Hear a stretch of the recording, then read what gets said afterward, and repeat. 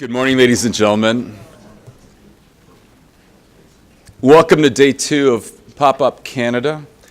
My name is John Prato, and I'm honored to be Canada's Consul General in a country that I love, the United States of America. And to represent my country to the Commonwealth is truly a privilege and an honor. And I'm excited to be here in Pittsburgh. Our reception here in Pittsburgh has been exceptional.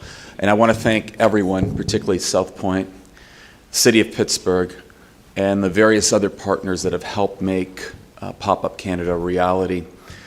Yesterday we had Stanley Cup, which created quite a buzz and long lineups right around the building, and it demonstrated just what a hockey town Pittsburgh is. And to see families with young kids and young kids coming with their jerseys on and hockey sticks and helmets, it was really cute, and it was really a touching moment to see all these people finally get close to the Stanley Cup. But as exciting as yesterday was, today is what I'm really looking forward to, because energy has become my passion. At the Consulate, I spend the bulk of my time proudly on energy issues, because they are issues that will bring prosperity, economic growth, jobs to both our countries. And it's one of the issues that really ties our two great countries together.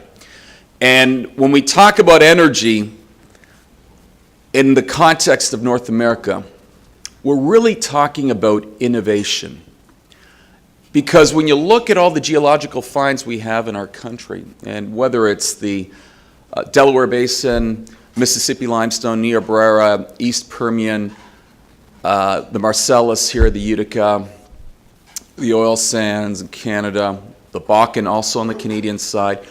These are new geological finds, right? I mean, the U.S. Geological Service was aware of these finds for many years. The difference is American ingenuity has allowed us to become or embrace the concept of North American independence, energy independence.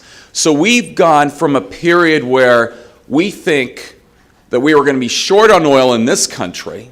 Remember peak oil theory? So now you're over 8 million barrels a day, approximately 8 million barrels a day. You're back to March of 1989. And on natural gas, what an incredible revolution that's right here in the making. So energy is a big component of both our economies, and it's tied very much to innovation. And this morning we've got an incredible group of people here that's going to be discussing energy. I first want to highlight and thank SMC Business Councils and their president, Stephen Shivek. Where are you, Stephen? Thank you, Stephen. And I really have to thank someone who took someone that knew very little about energy and has made me comfortable now in speaking on energy, and that's the province of Alberta's David Manning. David, where are you? Thank you. I owe it to David. David is an incredible individual, former Deputy Minister of Energy from the province of Alberta, and now he works in Washington and New York and this territory here, representing a beautiful province, which is the province of Alberta. We also have to thank them for breakfast this morning. So we're here to talk about energy, the revolution that's occurred in both our countries, and it's all tied to innovation. And it really is important for a host of reasons. Yes, it's important for energy security. It's also important for the jobs that it creates. And it's not just jobs in the energy sector directly, but there's various phases of manufacturing or third derivative that will come from this incredible revolution. And the challenge for us is, how do we take advantage of this in a sustainable, environmentally sound manner? And we can do it. And it's all tied to ingenuity. And when we look at the trade between the Commonwealth and Canada, we're talking about trade in excess of, we're close to $23 billion. And, you know, those are pretty startling numbers, but the real number that I care about is that that trade contributes to over 315,000 jobs in the Commonwealth. That's why we're ultimately here, right?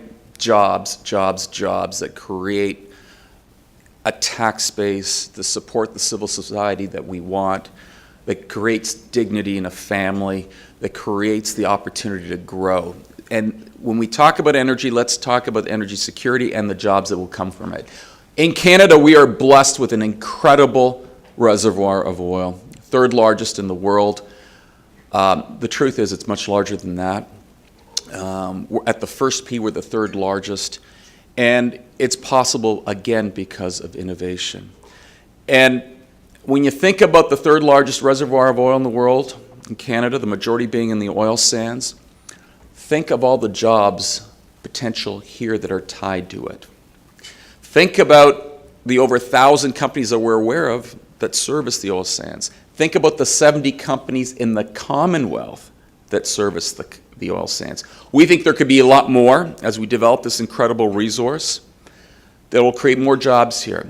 Think of the companies such as Industrial Scientific Corporation, I believe they're located in Oakdale, not too far from here, that considers the Alberta oil sands one of their top 3 markets by sales volume.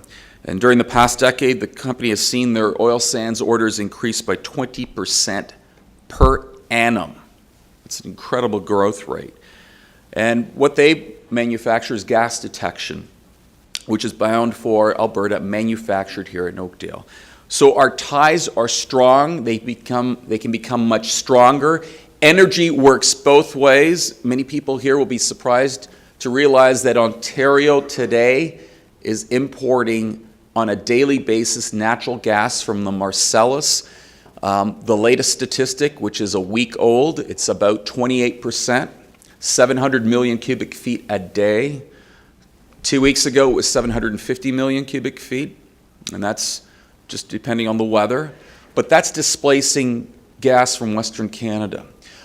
And I highlight that because it demonstrates the integration of energy markets between Canada and the United States. So we both import and sell to each other. And that's a good thing, right? Because we do it because it makes sense and we're reliable, safe partners. So I could speak on energy a long time. I'm very passionate about it, but there's much better speakers here today, and I'm going to turn over the podium to our valued partner, Steve Shivek, who's the president of SMC. Thank you, Stephen.